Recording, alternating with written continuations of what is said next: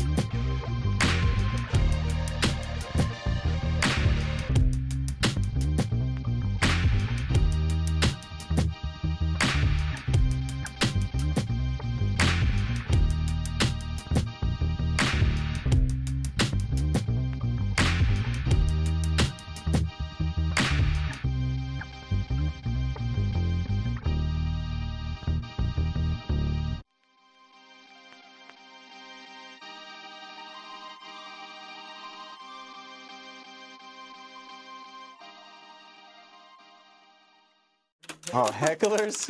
Beebs, we parked across, I mean, you saw where we parked. Yeah. We're good over there. Yeah, We're good. cool. Okay, perfect. Nah, you're cool. Nah, many of our friends have parked over there in that Gotcha. ditch. Perfect. Yeah, exactly. I mean, Some on rainy nights and they didn't make it out as easily. no, it's still there. Yeah, that's somebody's skull. That's where we found the skull. Oh, nice. I'm just kidding. I'm just kidding. That's one of our friends. Which one was that? Weird looking friends. I thought we forgot something. Man, that's funny. No, actually, I came home from work, maybe like a couple months ago, and I drive a 5-speed. Yeah. And so I guess I hopped out of the car way too quick, and it was still in neutral, and I didn't put the parking brake on. When I got out of it, it wasn't moving, and it was fine, but it was windy. And so my neighbor, the neighbor comes and knocks on the door like an hour later, and he's like, "Are you okay?" And I was like, "Yeah, what do you mean?" He was like, your car's over in the ditch. It had just started rolling back on its own, and just kind of like the back tires just sank back until like it couldn't go any further. And he was like, "I'll help get you out." And I was like, "All right, cool, thanks, buddy." He was like, "I was worried about you. I thought you took too many bong rips." And I was like, yeah, my guy. and I was like, "Scott, there's no such thing. Yeah, Scott, you silly bitch. You silly, silly goose. you simp." No, well, thank you guys for being here today. We really appreciate it. This is kind of a first time for us since we've already talked once, but this is the first time we've had 2 people in the studio, and this is a whole different vibe. So yeah, you are in the special sauce right now. Thank you so much for having us. No problem. The last time we talked, it was before a show. Yes. And I know that Ryan went to that show and said she had a great time. Yes. Can you tell me what that show was like from your experience? It was awesome. That was like, it was awesome specifically because for me, we were playing with our friends who typically we only play with outside of Richmond. So having them in town and being able to show them a good time because they've, you know, one of the bands, Ravagers, they haven't played in Richmond for a very long time. Or, you know, I don't think some of them have never been to Richmond. Some of them had before. So it was just nice to give them or just to show them a good time, you know, show them that Richmond, you know, show them that Richmond is like a place that we want more of our friends to play at. What do you? Just more bands in general. Exactly. Like, Yeah. not just our friends, but Right, people yeah. that come through. Well, hopefully they will be friends, right? Yeah. Yeah, Exactly. well, of course. But that's the yeah. other thing too, is every time if we don't know people, they come into town and we play with them, or if we go to the shows, we end up kind of meeting and hanging out with people in general, because kind of like, you know, cut from the same cloth. People are kind of similar. If you're playing music, especially like a genre like we are, where it's not quite as well. I mean, there's some bands that are bigger than others. Anyways, it doesn't matter on that. Anyways, just the mindset and the people that go, we just hang out, and it's always typically get to know people really well. Like how do you showcase Richmond to try to get them to want to come back? I mean, is it just, you know, having a show with a lot of energy from the audience? Is it something before that? Like what's the sales pitch? The sales pitch? For lack of a better term. For Richmond, I guess it's Hold on gotta one be second, kinda one big. second. 1 second. Sorry, I just want to check this real quick. Audio. It's like in the red recording.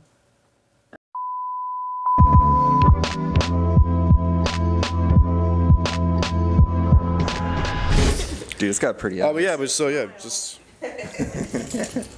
yeah, just got our new record out. Super stoked on that. Very proud of it.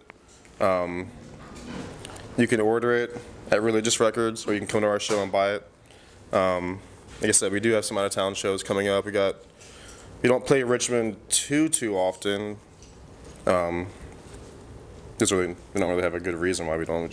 We try to get out of town as much as possible too. So we don't want to spread ourselves too thin, I'd say. So got to try and write new music and stuff as well. It's hard to juggle all that with work and everything, because we all do have day jobs or night jobs. We're bartenders. Bartenders. Yeah. Painter. Catering.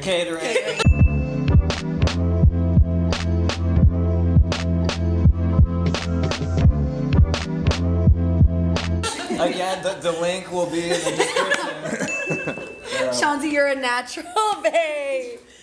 What's you guys bringing out of town guests to perform with you? Like you guys travel to other towns. Like how are you using that to kind of build your base in other cities? Like, I mean, is it reciprocal with the bands? You said you're touring with the bands or have played with them for years. So I'm sorry about that. Yeah, there's like a big community for this kind of stuff, and I mean, after a while, I feel like everybody kind of gets to know each other. Everybody kind of, you know, gets cool with each other, and you kind of branch out from there. You know, new people kind of enter the scene. You know, new bands. We were a new band a couple years ago, and I met a lot of new people through the scene, and you know, I don't know. Yeah. I can't speak for the rest of these guys, but these guys and gals, but I personally have a extraordinary social media following, at least 1.2 billion followers, so.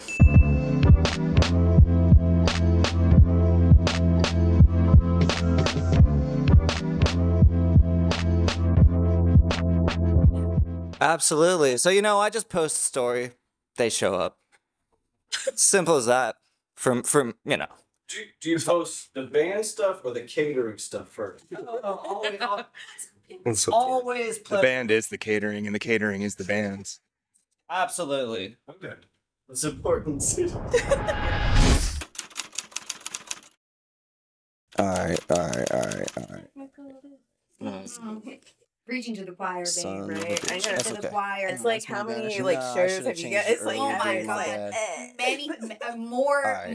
more than I can count Say on that, one but hand. But let's just- anytime we have like a technical Yeah, difficulty, whatever. like the Oh, yeah. the Unmute rule them, of just start thumb, the again. unspoken law is you just keep on going. Like Yeah. you can't even address it on stage specifically. Yeah. You're gonna On do this- stage, in On live stage, action. yeah. I know you guys Yeah, can't you hear me. can't. You're like, sorry for my mistake. No, no mistakes ever. We just keep going. There are no mistakes. Never. Just like what happened here when we weren't actually recording the audio. Exactly. Editing clips, nobody's gonna know the difference. That's what I'm saying. Exactly. No, for real though. That's how it is on stage. It's like nobody knows that you're messing, that you messed up. So there's no. How long did it take you to? Unless you really mess up. Unless you- then people know that you messed. You can't hide behind never say fucking up. sorry on stage. Don't you're- ever apologize. I mean, yeah. How long did it take you guys to like, I guess, accept that as long as you didn't draw attention to a mistake, people don't always recognize it as a mistake. Like how early on was that? Oh my God, I feel like from the get-go, like that's, you know, it's been, I mean, yeah, from day one for me personally, I you know, mistakes are always gonna be made, but I mean, that's, you just move on. I know. Like that's how I am in real life too. If a mistake is made, you fix it and then you just move on, or you know. As far as yeah, music I mean, goes. because for me it's like a little more experience, like, because whenever you're first starting out, you're kind of young, you're impressionable, and you want to, you know, give a good impression to other people. So whenever you do make mistakes, you think about it pretty hard, but then you just learn to kind of deal with it, and everyone's gonna do that no matter how good or perfect anyone in the band is. You're relying on 4 to 5 to 8 people, you know, so. It doesn't matter like who messes up as long as they can just kind of keep up and just keep rolling with it and just kind of make it look natural. And that's what takes time. I'd say that's more of the what's the word I'm looking for? That's more of like the stage professionalism that you want from somebody, is to be able to just roll with it. Don't just like quit and give up right in the moment, because you've practiced a lot to do this.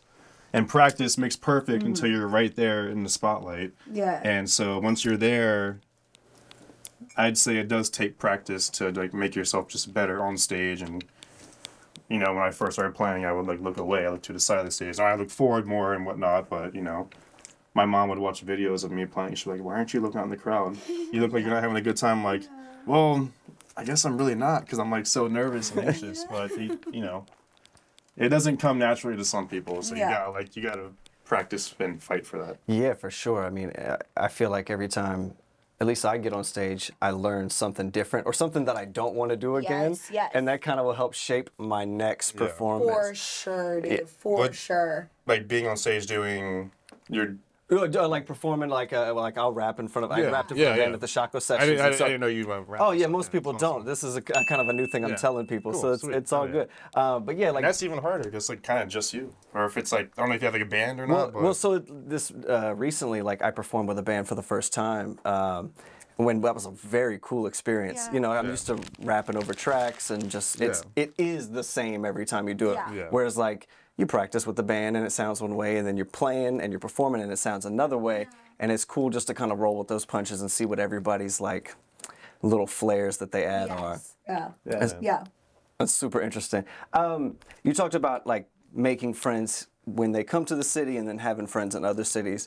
I know that musicians in general and bands are always looking to kind of crack the code on how to get into other markets or in other cities. Like has it been an easy thing for you? Has it, like, what was been your experience? No, at least for for me, not really, because I've been doing it for a while. But also, it just depends on how much energy and how much time you put into it. Yeah. And kind of like just the style of what you are doing in general. Not everyone's gonna like what you're doing. Yeah. So you got to accept that and just kind of not really getting where you fit in, but like just. You know, like, if you're passionate about something, people are going to take notice of that. The people that are passionate about that specific genre of whatever you're doing, I think that speaks more volumes than trying to, like, get into a market, per se, of whatever even that, whatever that concept is. For me, it's like, I like try not to think about it that way, but, you know, I would like to do... Obviously, everyone wants to do as much as possible as you can with what you have, but it's hard to, like, get into everyone's, like, nook and cranny of, like, success. Yeah. And what, you know, so, like, what makes us happy is honestly just getting on the road and, like I said, friendships and meaningful, like, interactions with people means more than just, like, kind of fucking off. Yeah, I mean, I think that still counts as like marketing yourself. It does. But I'm not denying that. Right, but it can be done in a natural, like, I guess friendly like manner, not a business sense. Yeah, more of like a natural way is like our kind of. It's just how I've always been about just making friendships in general. Yeah. Right. And yeah, for me, since the beginning, like with the first band that I was ever in, that was really that opened a lot of doors for me. I would say that I had it. I was quite lucky with the people who I was in a band with because they already had made these really meaningful, deep connections with the people who have given us a lot of opportunities now. So I would say that, but there was never an instance where I thought of a band as like a business. It was more, I mean, it's always just been fun for me. So, and I don't know how that translates, if that helped us if that was beneficial for us in some ways, like as far as tapping into a market. But that's not something that's not how I think about it. And, you know, I feel like we just got really lucky, because of all the other projects that we were a part of beforehand. It gave us all the opportunities that we have today. So, yeah. Yeah. Been building for years and years. It's been a while. Yeah, but not intentionally, just like just for like, the love of. yeah, because yeah, exactly. Yeah. I think that's a common theme with people that I talk to here. It's like a lot of it is just being consistent, caring about what you do, just having fun, and like being a part of the community or the scene or whatever it is, just kind of being in the space. Yeah. I like the word consistency. Consistency. Because it is. Yeah, if you try so key. Yeah, I mean, you got to be real with yourself and like what you're really passionate about. So yeah, and like you have to just do. You have to. So being consistent with it, no matter like if you fail or if it's good or not, like I don't know, you're gonna have ups and downs no matter what. But also it's like at the end of the day you just have to like do you and just, you know, whatever. If people like it, that's awesome. If people don't, that's also totally fine. Everybody can entitled to their own opinion. But like, you know. But if you suck, we're just but we just have fun, dude. We're just with our friends. I said this last time when we were all together. I was like, I couldn't ask for a better group to play music with, because at the end, like our foundation was just friends. Like we're all just friends and we get to play music together. It's like the best thing ever. And yeah, so it's just all about friendships and connections and making connections and not just, not doing things for the intention of like getting ahead, but making connections for the sake of like making connections, because these are the people who are like gonna ride for you because you're like real. So I know, Elsie, you're the newest like in the group. Like, how were you approached? Well, let's see. It's been a year now, almost exactly a year. So I've been jamming with y'all. I've known Paul and Mel for a few years now, since I moved to Richmond.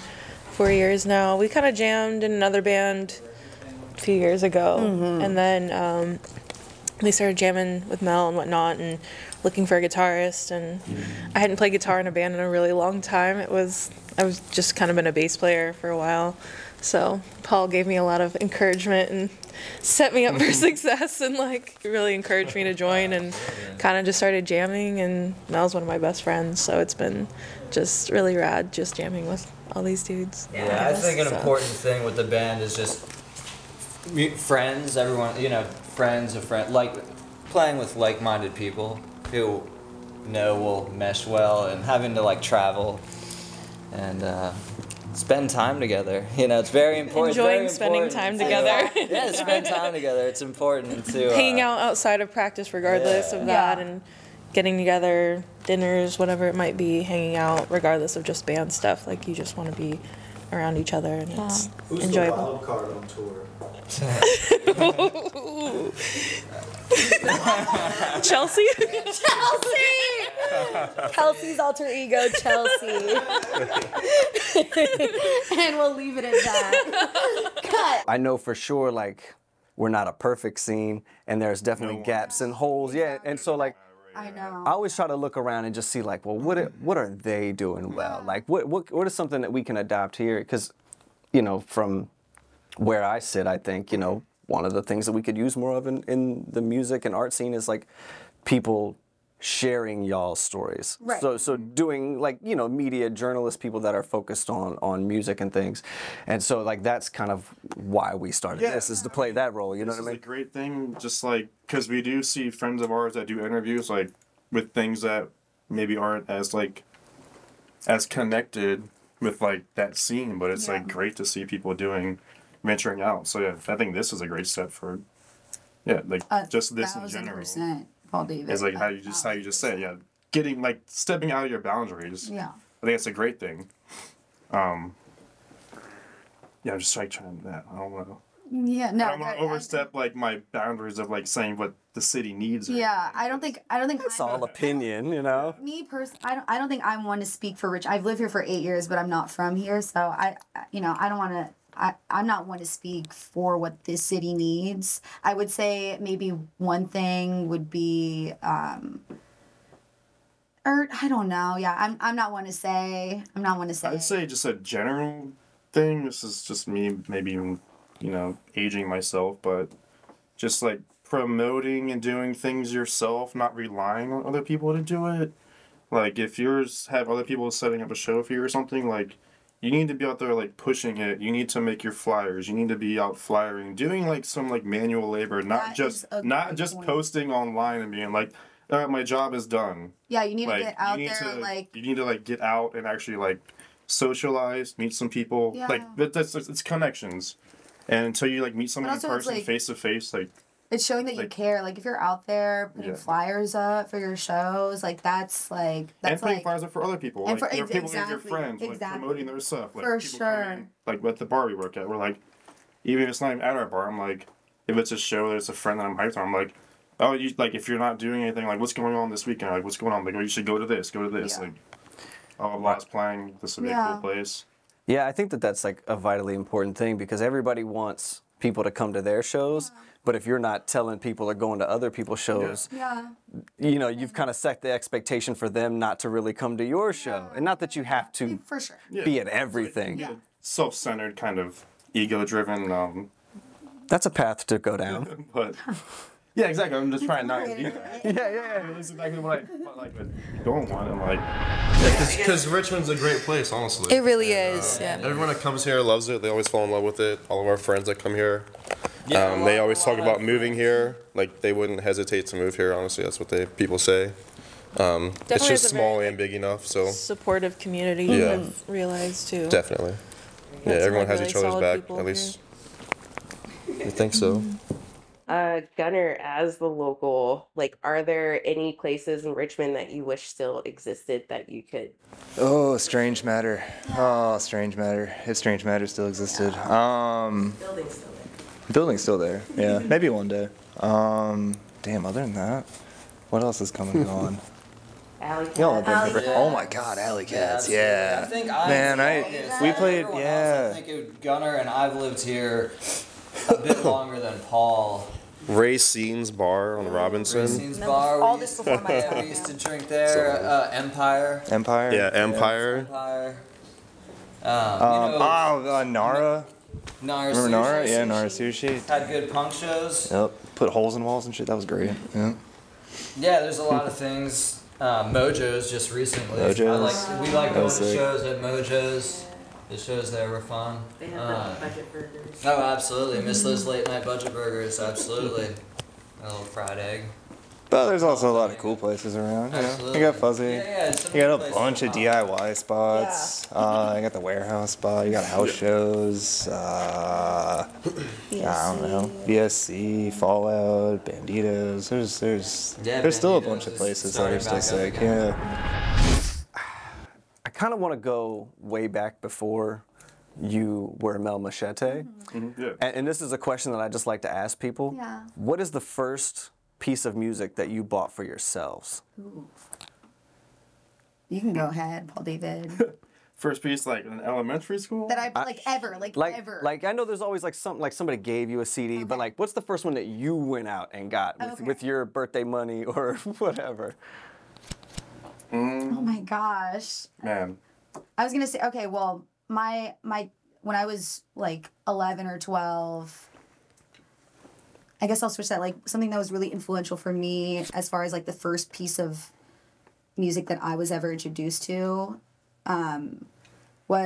It's something that I grew up with. Like my mom, she immigrated here from El Salvador when she was 19. Didn't know a lick of English, maybe knew some, but really the way that she was able to like survive in America was by listening to, music, and that's how she learned English. She would go to all the shows in LA.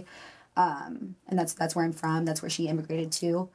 So that I already had a pretty strong foundation as far as like music goes, and as far as like, you know, Guns N' Roses, Motley Crue, Dio, you know, Crocus, whatever. Like all that is already a part of me. But one thing that really shaped me was with my cousin who passed away. He gave me a CD of the Donnas, and that was like, I don't know, that just like kind of steered my route. And you know, it's something that I've had to nurture, you know, being or shaping myself into like my own person. Like that really was like influential for me as far as like the first. We're a great band. Yeah, and as far as like the first piece of music that I bought for myself, I was already just surrounded by music, and I don't think I had to like really, like I started off strong already. So or you know, so yeah. As far as like a piece of music, I don't have one that I did for myself because everything was already given to me. Yo, that's even better. Yeah. It just started like downloading in your brain. Into like some old memories. And, like, I've always like talked about this before with people, but like my mom had like, you know, your parents have cassette tapes with like mixed songs on it and whatnot. I think my mom had a cassette, and I used to like walk around with a Walkman all the time, like always listen to music. She had like Ramones, Mania, like Dead Kennedys and whatnot, but she had this like mixtape that had all these songs that I never knew who any of the artists were. Because it wasn't written. It wasn't written down or anything. Like Buzzcocks, Dead Kennedys, Ramones. I don't think Ramones are on it, but like some New York Dolls and stuff, just like old classic punk stuff, some Sex Pistols. That I was listening to this tape, had no idea what it was, and then as I grew up, How I old was were you like at this elementary point? school. Yeah. But as I grew up, I started like finding these songs and like putting it together on that tape, and then from there just like kind of expanding, and I mean that's just like the end all be all of. So that's the beginning of your path. Yeah. It's awesome. We all have our journeys. So basically, it was like me just like trying to figure out these songs, and like I'm sure she told me what they were, but like even she was like, yeah, my friend like made this tape because back then that's what people did. And it was so much harder to find out like what song and band it was back then. Yeah. And then once we got like I didn't have a computer, but my buddy did, and like he was like downloading shit on like what is it, Napster? Kazaa, Bear Share. Like so we'd like find shit and be like, oh man, this is that song. Then I'd make a mix CD, and I'd go like friends' houses. Like I mean that was like where I don't know. I can just like go on now, just thinking about all that stuff, like how just like that pretty much like directed me just friends and friends with like different tastes and like we're all on the same stuff. It's like you got this stuff, you got this. Let me get a piece of that. Let me get a piece of that. Like make a mix CD, like put it all together, listen to that shit nonstop, go home, play guitar to it. And that's what I did all through high school. I was like any song that I ever heard and I liked it, I would go home and like learn how to play it on guitar. Yeah. That's sick. But the fact that you like nurtured that and you didn't reject it, like that's what shaped you into who you are today. Like, yeah. You know, you just like nurtured that. For sure, yeah. But yeah, I mean, it was just like a pastime for me at that point. Just like right, it's, you know, you're like a dedication, but you know, I didn't think. Like I always knew like I wanted to be doing something. I didn't know what, but. I mean, yeah, that's kind of the thing. Like, you know, you look back and it all makes sense. Like everything that you were doing was accumulating knowledge. But I feel like every time that we're doing something, we feel like we're not doing something. Exactly. And then you look back and you're like, oh, I did something. I look back at every moment in my life. I'm like, man, that definitely did shape, I guess, to where I'm at now. Yeah, it's awesome. Bad, yeah. It's so sick. Because like I used to ride around with my friend Dan. I was just telling the story because music used to come out on Tuesdays. That's when the like new albums would come out, and I would go to Best Buy because they would be $9.99 for the CD, and I would buy it. Yes, that's right. Back before there was a Hooters there. But yeah, it was always a Hooters. Was there always a Hooters? Yeah, it's been there. It's been there for okay. It's been there for a minute.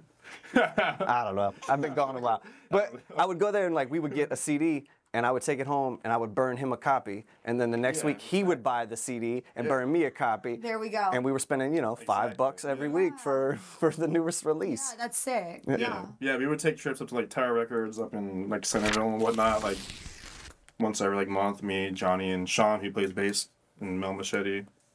Yeah, known him since high school. But yeah, we'd go to Tower Records and then go to Smash and Georgetown.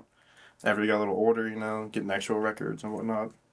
So, yeah. Shout outs to the 703. And we still do that. And we still do that shit. We still go to a record store together, go get records. Like that shit has not changed since we were kids. Will it? It's like crazy. Will I it don't think change? it will. No, I hope it doesn't. Cool. I hope not. Are you having fun right now? Yeah. Tight. And that's all When that I matters. can go get records, I'm having a lot of fun.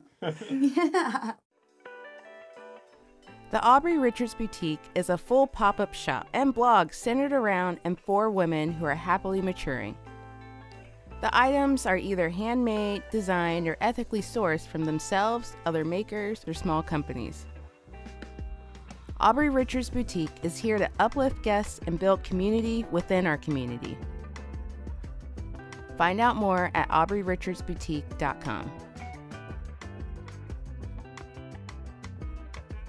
Do we want to ask a guest question or a backstage? What are we calling them? Crew questions. I'm screwing up right now. With Lavender Michael, who you've already spoken into previously, the dinosaur. Yes. So Love him. we're gonna use Lavender Michael here in a second. So yeah, this is Shiloh. She's gonna be asking you a question here in a second. Take it away, babe. Hi. Hi. I've actually been studying you all for a while, and it actually inspired me to get back into some of the things that I've been doing with music. But one of the questions I do have is that you all had an interview about a year ago with Sonic Dorms on YouTube. Yes. I watched it. It was very cool. Was it? I've never even watched it. I'm scared. I'll probably never even watch this, honestly. It's just like you know, talking to a camera. Anyway, my dad told me to watch it. I was like, "Are you serious?" I guess my question was was that one of your first interviews that you've done like to post like socially? Yes. That was that was the first. How did you feel? Well, no, we've done a magazine. Well, yes, that was as far as Mel Machete goes. That was our first ever interview, ever, and it was. It was an experience. It was cool. It was a great experience, but I was like, damn, it's crazy just like talking about yourself. Like it's just like you have to really. And you can't really prepare for it. No, you can't. Exactly. I've been thinking about this interview for months now, and I don't know. And I couldn't think about the first thing I'm ever gonna say. Like, not like I'm gonna say this, I'm gonna do this. It's just like kind of at the top of my head. Yeah. Hopefully it sounds all right, and I don't sound like an asshole. Yeah, Shiloh, that was our first. I'm gonna sound like a dick. I was just like, everybody's first experience is always different, so it's always good to like see what you all felt behind. Yes, it was awesome. It was awesome. But again, that was like the first time. That was probably the first time that I had ever really like talked about like a project that I was doing. Yeah, that was. It was. Oh God, I don't know. Yeah, but a year ago, like as COVID was kind of letting up. Yeah. Was that? I don't know. It was. It's all a blur. It was like. He was in Florida. And we had like a had computer. A webcam thing going on. Yeah. And I had. What computer did we even do? I don't even know, but it was not like. It was like on my like app computer. Yeah, it was. Not even like a real like. You made it work. Yeah. One of your favorite songs that you could say like that you can put out firsthand and be like, this was one of my favorite songs that I made. It was the one where I felt most enthusiastic in. Which one was that? Okay, of ours? Yeah. Here, let me take it away. Go for it. Yeah, you go for it. All right, so the first song that I ever felt like, oh my God, like I feel really connected to this, like this isn't just for nothing, was Machete Gang, our song Machete Gang, which is our first song on the side A of our record. But that was the first song where I was like, oh my God, I can just like, I'm like, this is like a part of me and I feel really fulfilled. Like that was a really life-changing moment for me. Writing Machete Gang, because not only did it like encapsulate what a vision that I had in my mind for a very long time, and it never really explored that vision, but it was so it was just like easy. It just like came out, like it was just like so easy to write, and like it had like some warrior calls, some like some things that I felt like deep in my like ancestral like soul. Like I just felt very like fulfilled. I felt like I don't know. I felt crazy, to be honest. I was like, oh my God, I really love this song. So yeah, that was the first song. That's probably my favorite song, because that kind of like that jump started like everything else for me. And it kicks off that EP hardcore. It does. I do say so myself. Yeah, it does. Yeah, I'm really proud of that song. Yeah. Yeah, that song did a lot for us. And I would say that. So you know, you like write songs, you go through the motions, and you like get tired of stuff. I feel like that song will never stop. It really stands the test of time for me. I don't think we'll ever stop playing that song because it is called Machete Gang and whatnot. So it's like kind of like, yeah, our call and like whatever our, what would you call it? Oh, whatever call it. For real. There's no way out of the That machete. was, like, what kind of jump started it was Boneyard Boogie, though. Yeah. Because I was like, that when was I wrote that riff, Boneyard like, was the first song that we ever Yeah, wrote so- ever. It was written on an 8-track. There's a little history of just Go how ahead, it started, take it away. I guess. Basically, so like Sick Bags, it kind of just ended. That was that was my band before, and Paul was in it. Yeah. Yeah. Me and Mel had written music before, and I was like doing music with another person, just Mike, who plays guitar on the record. We were in a band. I played drums with him. He was about to join Sick Bag. Anyways, just, you know, stuff fell through. It was like COVID and whatnot. Yeah. You know, stuff happens. But I always like had a inclination of like kind of like the next like kind of band I wanted to do, I guess. I'd gotten this like little 8-track, so I was like at home by myself, like just like writing riffs and like, oh man, this is awesome, like recording stuff and whatnot.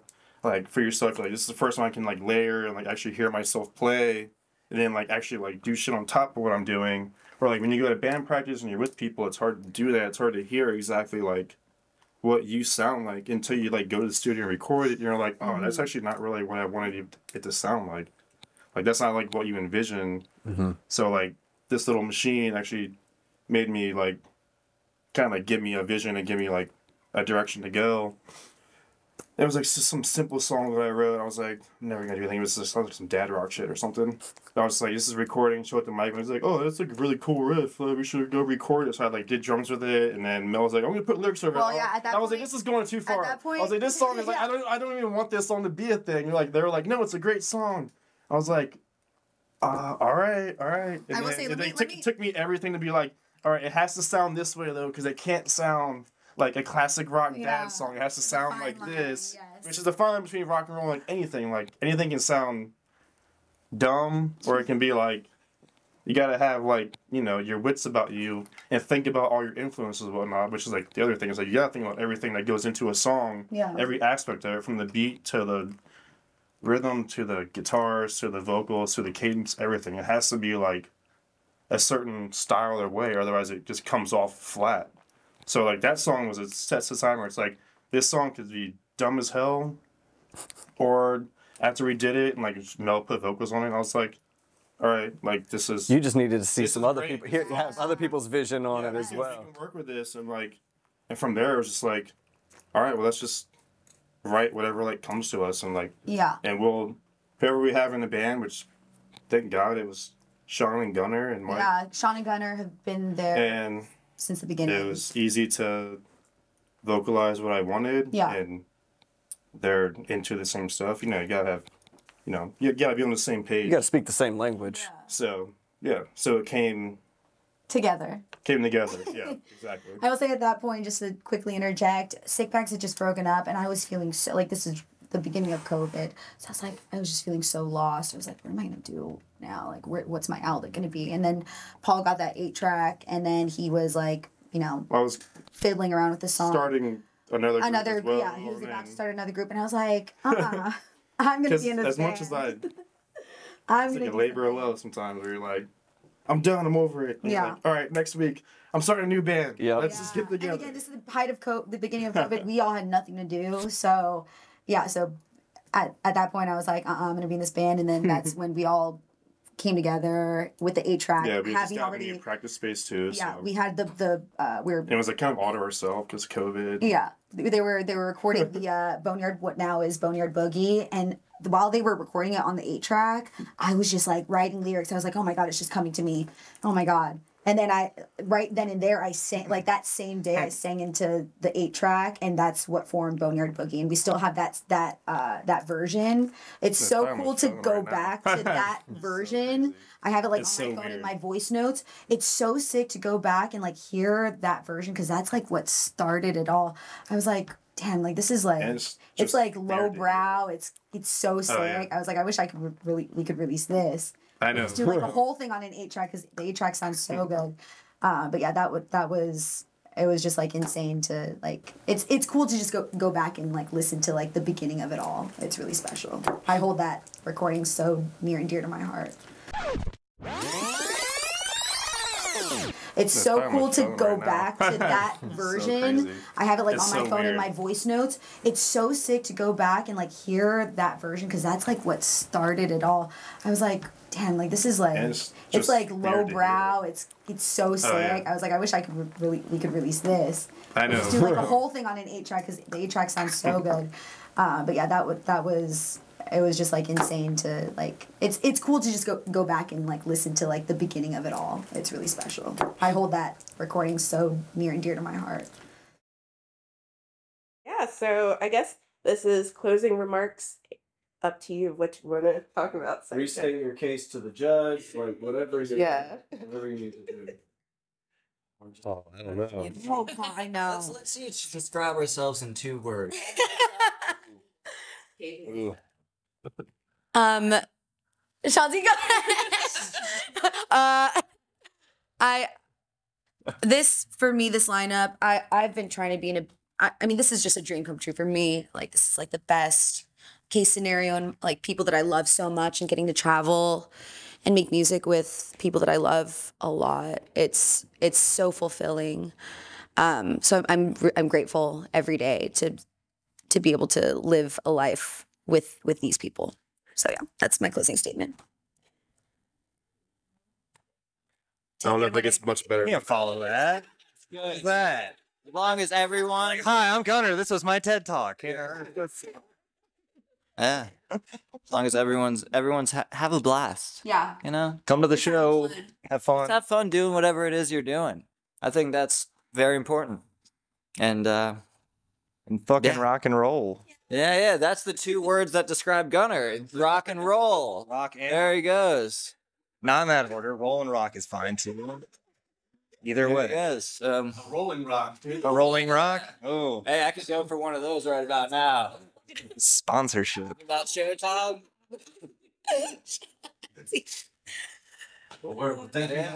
Thank you guys. Yeah, and that's kind of how even the first record came about. It was like, I had these songs. I hit up Sean Gunner, because I was already with Mike and Mel. I was like, all right, I just need you guys to play on these songs. It doesn't have to be like anything. I just want you to come to the studio, so let's just learn these songs. I didn't want anyone to overthink anything. I was just like, I already got studio time. Yeah. Like a month away, so that's That was like learn that this was shit. such a good move. Yeah, the way it was. did It was that. awesome. Like that just and worked. that those recordings feel so natural. Oh, it's it felt awesome. so natural because no one was like, yeah, they were nervous, but I was like, don't even worry about it. Just like play like what feels right. Yeah. and, And like at that- within this like Exactly, and it's easy to ask that of them because they're so talented. Yeah. So we kind of we had. Yeah, I asked a lot of them. I know, but they were just bands were like, don't we do it for a year before I want to record? I'm like, no, fuck that. Like, Yeah. you gotta do it right now. Yeah, we 'Cause were otherwise, thinking, like, you're gonna get over this shit, and like, you're not gonna want to record it. That could. No, it was so yeah. But I already had the vision, the idea, and Looking back, whatnot. I'm like, wow, we really did it like the right way for us. Like Yeah, that's it was really awesome. Yeah. It was a very great experience. COVID was I'm like gonna cry. the time that we had during COVID was Yeah. But unfortunately, COVID was a very Yeah. But that I know, yes. I'm not gonna sit here and say For right sure, no. It's like you definitely you can't control any of that. What you could control is what you did during that time. Elijah, exactly. You know what I Hit the mean? nail on the head. For real. Yeah, that's So exactly. with this conversation, and I feel like the theme of this like whole conversation has been like growth throughout the ages, and like looking back and recognizing that what you did wasn't perfect, but that there's still value in it, and then circling back. So with that being said, do y'all want to do this again in a couple years? So we can talk about how Liner Notes has improved, how Mel Machete has improved, my question and asking, you're answering, like all of them. The answer to that is yes, as long as we're doing at least a little more and like have like if we've gone downhill, then I know, then we won't respond. I'm gonna come interview you at like the crappy looking 80 years old. Like, yeah, man, it's been a hard 2 years. Yeah, so for now, yeah, we can. Cool. I bet. We'll pencil that in. Yeah, no doubt. I mean, tabs on each other and keep checking in. I like that. Yeah, no, because I already look back at the first season of this and I'm like, wow, like, you know, I know why I did that, but I wouldn't do it that way again, or, you know what I'm saying? So it's cool to just watch the growth. But we just wanted to say thank you again for coming. Please say thank you to the whole band. Like, we enjoyed meeting them and hanging out in your practice space. And you know, just thank you for coming over tonight. So we had a little gift bag we wanted to give you guys just to say thank you. Y'all are so sweet. No problem. We value your time. We value you guys so much. Thank you for even, you know, thank you for reaching out. Brought one of the records. I know. I'd give y'all this one, but it's like the only white vinyl I got. I know. No, you got to keep that. No, I feel you on that one. I will say, can I just give a quick shout out? Yeah. Okay, I do want to thank, before, I mean, when I first moved to town, I do want to sing the praises of these two women, Juliana from Haircut and Valentina from Nosebleed, because they are the two women of color who, that was like the first, moving here, that was the first, I guess, time that I felt like it was like possible to be in a band, was watching Juliana from Haircut and Valentina from Nosebleed. They really gave me the confidence and the vision that, you know, women of color, just people of color in general, like, yeah, we got this. There needs to be more of that in the music industry, especially on the East Coast, you know, like, yeah. So I just want to say thanks to them. That's dope. Yeah. And yeah, shout out to Chris Hall, Jerry Murad. Yes. Religious Records. Get this comp online. Yeah. And I do want to thank everybody in our community. If you want to get this, go to religiousrecords.com. I'll make sure we get I'll make sure that we get close-ups of these. Yeah. Yeah. One last thing before we get out of here. Yeah. Which one of you wants to do the clappy clap? Moi. Okay. So if you could hold this, we're gonna look into this camera. And if you could say, "Hey, this is Mel and Paul from Mel Machete" or something like that, and then good old clap when you're ready. Hi, this is Mel and Paul from Mel Machete, and we're here in the studio.